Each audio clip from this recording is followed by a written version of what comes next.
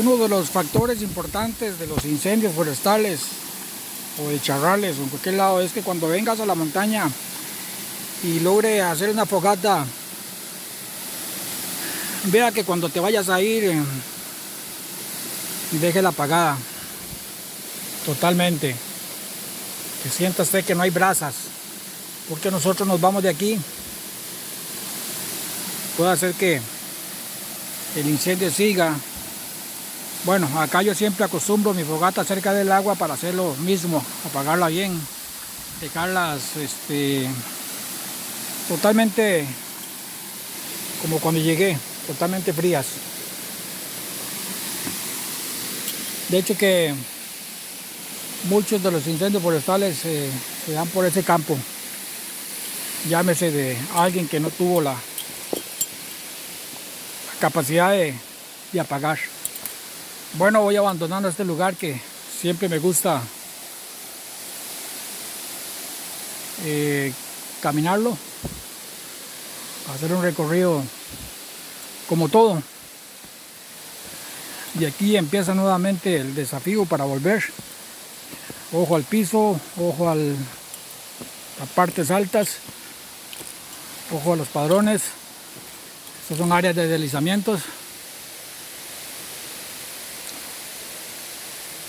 Es un país muy sísmico, entonces todas estas cosas hay que tomarlas en cuenta para poder disfrutar, ya que uno pues, lo hace de esta manera, solo. Y ya pues aquí a uno le pasa algo, algunos familiares saben dónde estoy, pero el resto no.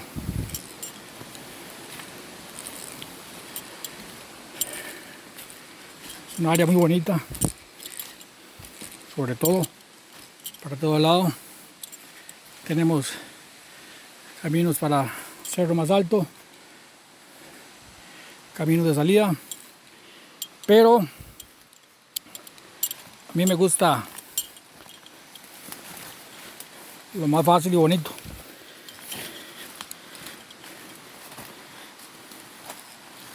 Que es atravesar el bosque. Vemos cómo está de